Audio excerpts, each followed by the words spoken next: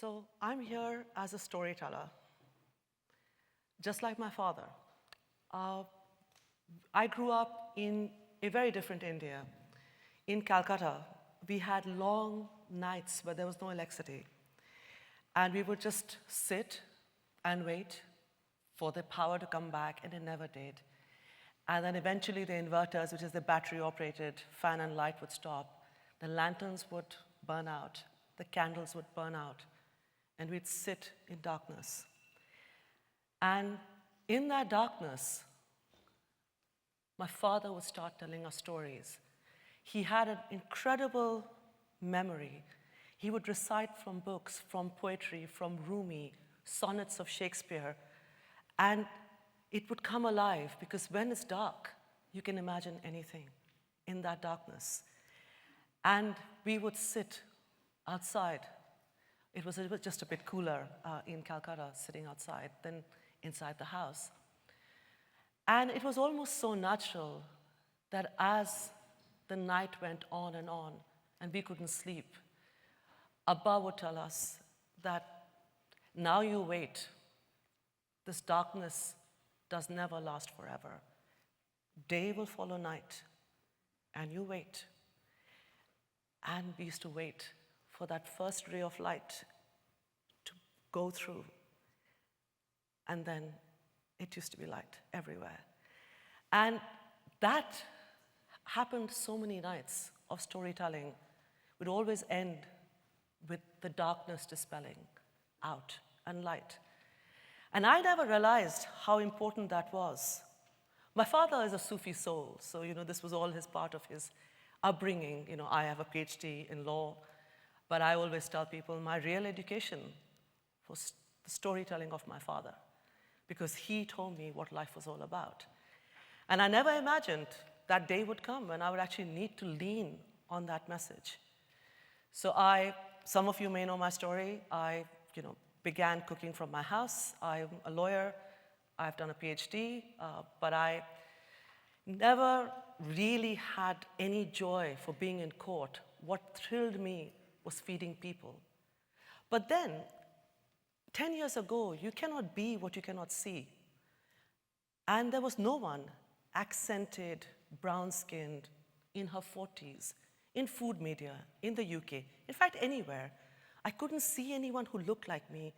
They were chefs, trained chefs, some women, but I didn't belong. And I didn't feel that I could even dare dream that I could open a restaurant. It was never on my agenda. But I desperately wanted to cook, because I went through acute loneliness when I moved to England. I moved in January. Anyone who's lived in January in England, it's a very, very bad place. And absolutely, I was sure, in the Quran, in the Bible, you always kind of burning hell and all that. No, but hell is England in January. You've got to live it to believe it. It's so bad. Especially Cambridge, which is damp like anything. And I realized that there are others who are grieving, who are uprooted like me, people who left home. And of course, now if someone tells me I miss home, you can Skype your dog in Delhi. So, I have no sympathy for people. But 30 years ago, when I moved to this country, you wrote letters, those airmail envelopes. You had 3-minute timed calls. That was real uprooting. When you left home, you left home. There's a word in Hindi, some of you may know it, it's called kala pani, which was like exile, the dark waters. You left the dark, you crossed that sea, and you were gone. You left home forever. That sense of loss was so great for me, I cooked to go home. In the aromas of the spices in my kitchen, I felt the presence of my mother next to me. I couldn't change anything, couldn't change the weather for sure. I had arranged marriage, so I was trying to get to know my husband. So I was really disconnected from everything. Food was my anchor. Food gave me security. And I wanted to be able to share this incredible power of healing, because for me, food is never about impressing people. It's about nourishing. It's about healing. And as a Muslim immigrant, I say this a lot to people who come to my restaurant, that this is my bridge to you. I want you to understand that when you eat my food, I don't want you to separate my culture and food. It's the easiest thing to do. Otherwise, I cannot understand how in this country people eat tacos, but they're building walls to keep the Mexicans out. How is it the connection that you can love their food, but you don't want them? And I always feel that,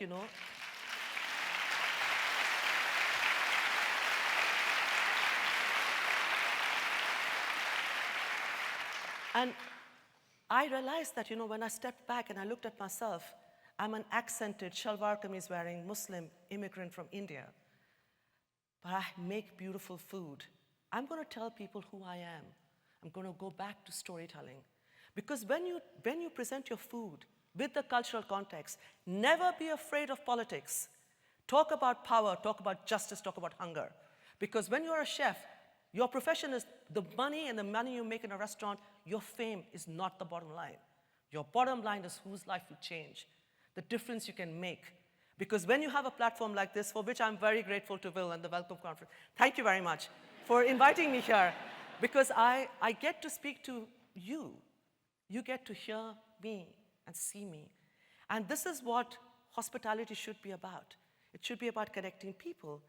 And so I decided that, just because I've learned to make biryani and I can make parathas, it kind of seems selfish just to feed myself. I thought, I'm going to start inviting people to my house in supper clubs. That was a crazy notion then.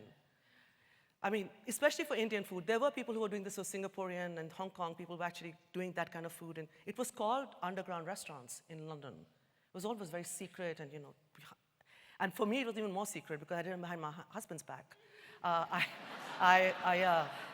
No, my husband's very, very introverted. He's complete opposite of me. He's an academic professor. The idea that someone might walk into his study would have made him keel over and die. So I thought, better not.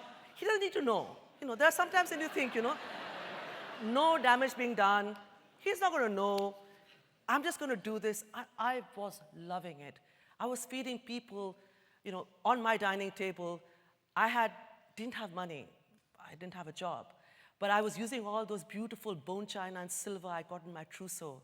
This is the advantage of being a princess. You get a lot of that. And you get, all this beautiful tablecloth, and people were sitting around and making friends. I felt so powerful.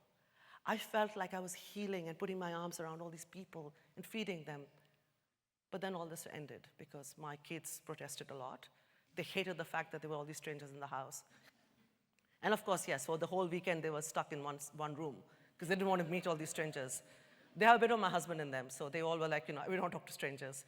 And I was then just left, to forget the whole idea. So I took a very brave decision. I went into a pub. When I went into the pub, it was one of those really trendy Soho pubs, Harley Davidsons outside, very pierced men with lots of tattoos, men who I would cross the road if I saw, I would walk on the other side of the road. Slightly scary people. But they were all full in this pub. And I thought, how hard can it be? First 1 week, I sold nothing. No one wanted to have anything in the menu. I would tell them these tables are for eating. Oh, it's okay, we'll go somewhere else. And they would stand and drink. But they would never sit, and I had a menu which I had printed. They would not order anything. I started losing faith that this was going to work. So I decided to make samosas. And my theory is, everyone will eat fried food. If it's free, no one will say no. So I thought, okay, I'm going to trap them by making them have samosas. My samosas are really good.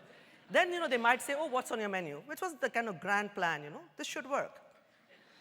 It didn't. And the first group of men I spoke to, he turned around and told me, I'll never forget that hand gesture. He told me, I don't want your curry love. And that walk up with a full tray of samosas was deeply humiliating because it was crushing. As an Indian, as anybody who normally knows, you don't say no to free samosas. And these guys did. They said no to me, and it was hard. But I went back, and I sat in this darkened kitchen, and I remembered Abbu, my father, telling me, the night will end, the darkness will go, And then I thought, yes, this is how the gold glistens when it goes through fire. This is my trial by fire. I'm going to have to get up, walk tall, leave this pub, come back the next day, and cook again and try. And a few days later, I had a food critic who came in from the Evening Standard, which is the London free newspaper you get in the tube stations. She wrote the most incredible review. I was not a restaurant. She was the restaurant reviewer for Evening Standard. And the day it came out, there were queues outside, people waiting. And the No Curry Love waited for 2 hours. And when I sat him, I told him, you can order everything. It's free. He stood up and told me, I want to say I'm sorry. And I said, I really appreciate, I saw you standing for 2 hours. And this, again, was that light moment in my life when the darkness left and I realized that, yes, you have to hold on to hope. And, I then went on to open a restaurant. The story is, long and complicated. I'm not going to bore you, but I got a restaurant from one of the regulars in the pub, and I opened my first restaurant. And the first day we opened, I realized at that time, sadly even now, at the price point and where we are, I'm the only female-founded Indian restaurant with an all-female kitchen in the world. And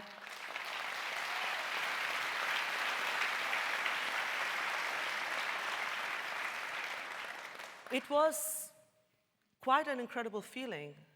And then, Chef's Table, they just wrote to me. I first thought they were actually spamming me and it was a hoax song. They wrote to me from the blue saying, we want to feature you. And that night, when I finally worked out that actually they're real people and not trying to trick me from my money, I called them and, first thing I said, I want you to show my women. And they said they'd never been asked that by any other chef before that.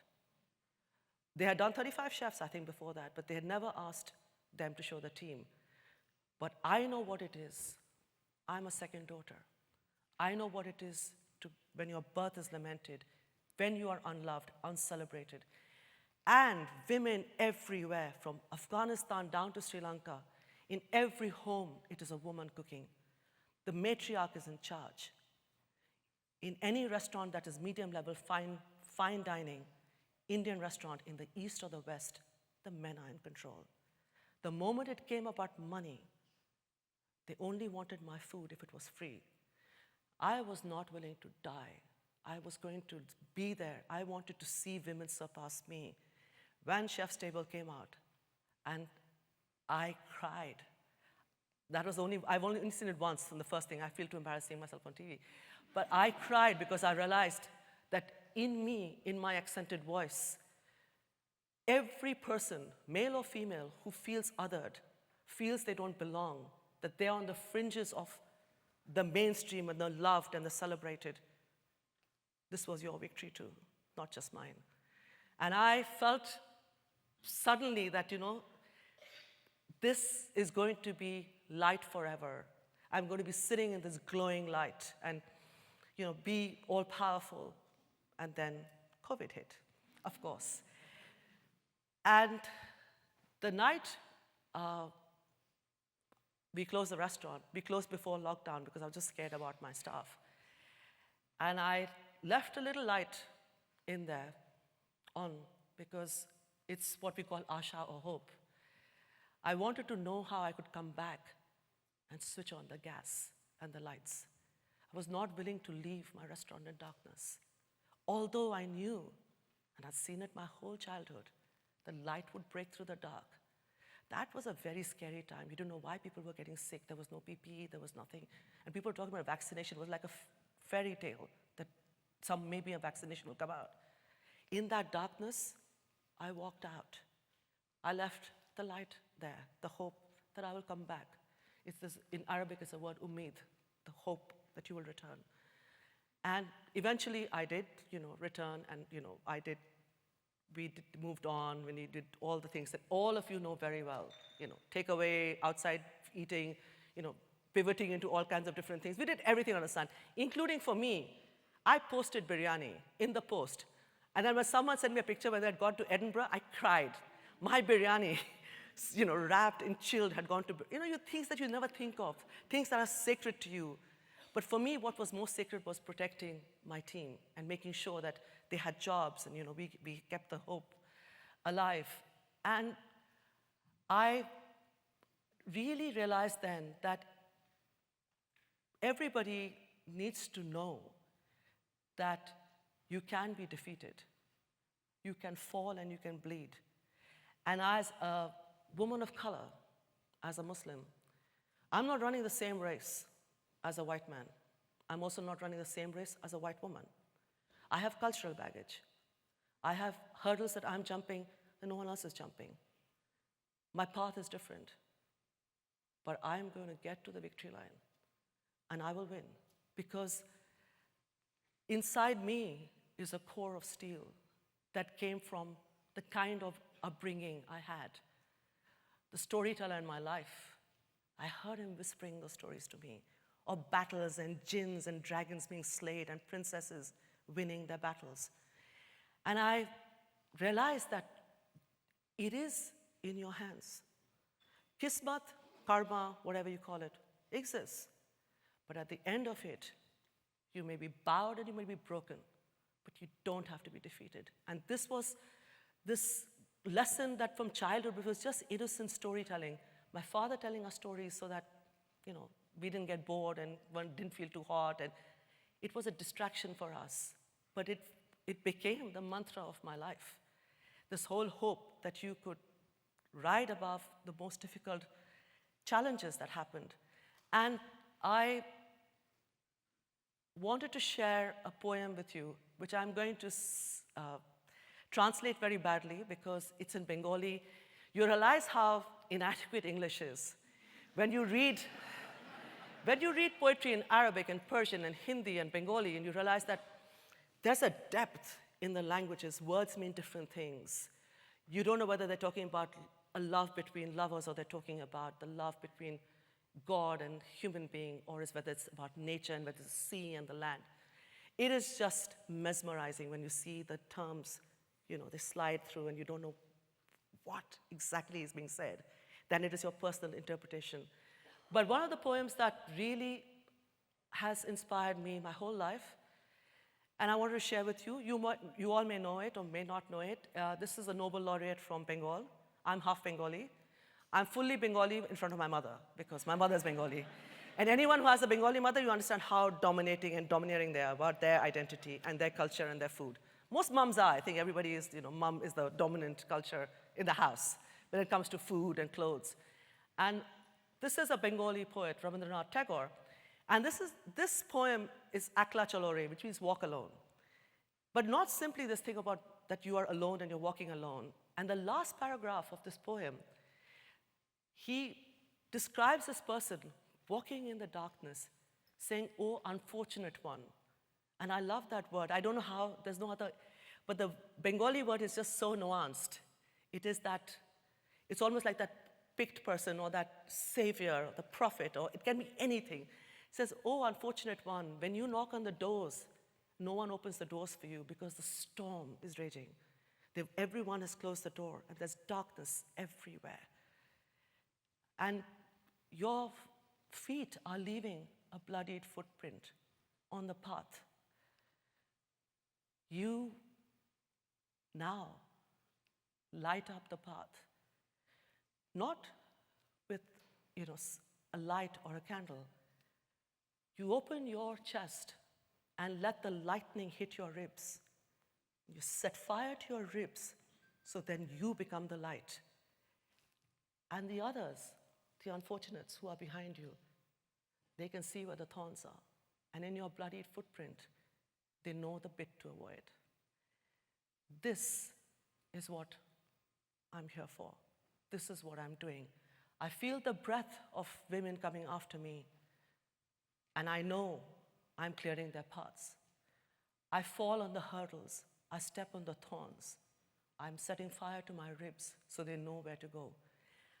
And even if I don't see it in my lifetime, my dream is to see women surpassing everything I've done.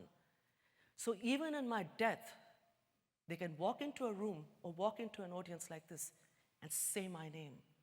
because I want women. I started when I was 45. I want women to know they have the right to succeed. I want girls to know you can be powerful. And I'm sowing the harvest. I will never reap. And this is what I'm going to dedicate the rest of my life to. Thank you very much for the opportunity to speak to you. Thank you.